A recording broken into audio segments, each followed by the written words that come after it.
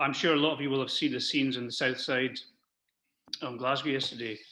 Hundreds of good neighbours and beyond coming to the rescue of a couple of refugees who'd been forced into a van by the Home Office. And it kind of feels like a metaphor for the environmental challenges ahead, in the sense that we feel potentially hopeless individually, but when we come together in a situation like that, it's very powerful. And it seems like real change can happen. And I suppose the metaphor reflects on using the arts to harness the power of the people to bring more empathy for our planet and its survival. I would argue that we're at a point where we need to think about an environmental strategy for festivals that goes beyond government recommendations and light touch legislation, albeit that there's a lot of good things going on at a high level.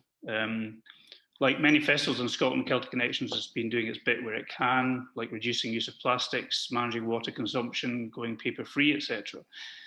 But now we're at the stage of reluctantly but determinedly thinking twice about how many international artists are invited. Our carbon footprint from inviting artists from 25 to 30 countries is the biggest challenge. And to react to that, we have to focus on artists that are coming for a period of time to the UK or Europe to tour, rather than the typical hit and run model that uses vast amounts of energy for 90 minutes stage time. Of course, the challenge for that is that we don't end up as a parochial, culturally inward-looking event or festival. I mean, I would argue that one of the success stories of Celtic Connections is that presenting folk music stars from around the world has helped to elevate the status of our own traditional music and roots music, and kind of frame our own scene, if you like, as a form of world music that is shown respect and reverence from the outside world. So it's a big change to make, but I think one that needs to happen. In the last few months, I've been fortunate to be working alongside an amazing consortium on a project for 2022 that has well-being at its heart. It looks at combining sustainable food growth alongside community music commissions and musician residencies, and touches a bit on what Lewis was just talking about. And within our briefs, we have a genuine drive to empower and enable participants and audiences from all walks of life and age groups and social standing. And the culmination of that project will be numerous harvest festivals around the country celebrating grow your own food, sharing it, along with new community music performances. And that's very much about well-being and hyper-localism, which immediately presents a model that has environmental benefits, like reducing the pressure on travel and logistics. And it's kind of made me really think, instead of concentrating on how we facilitate the logistics for artists in a planet-friendly manner, we need to think a bit more about the audiences.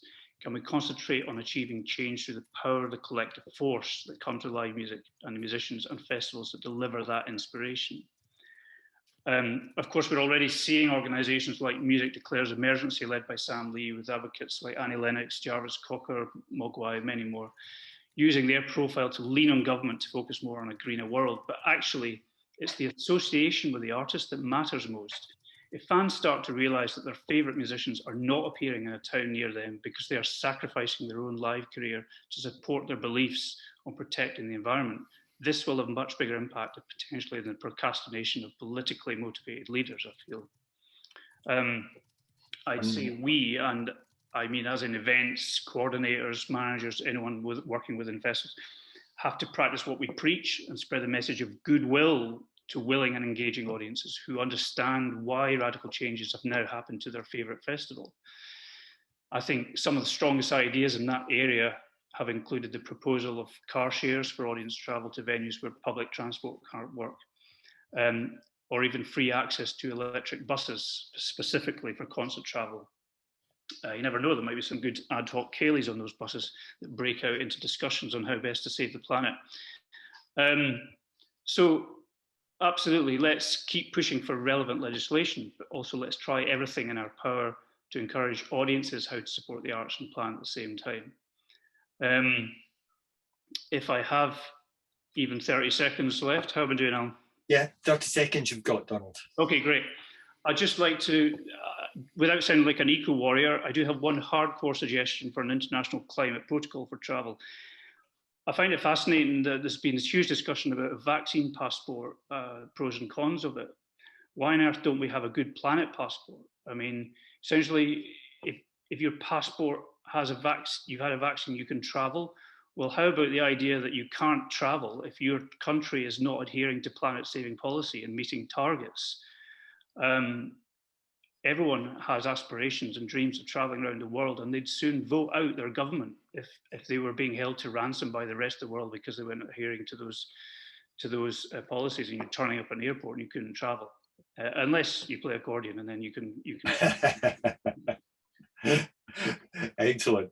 Thank you so much, Donald. And last point's a perfect example of a provocation. Thank you so much for delivering that.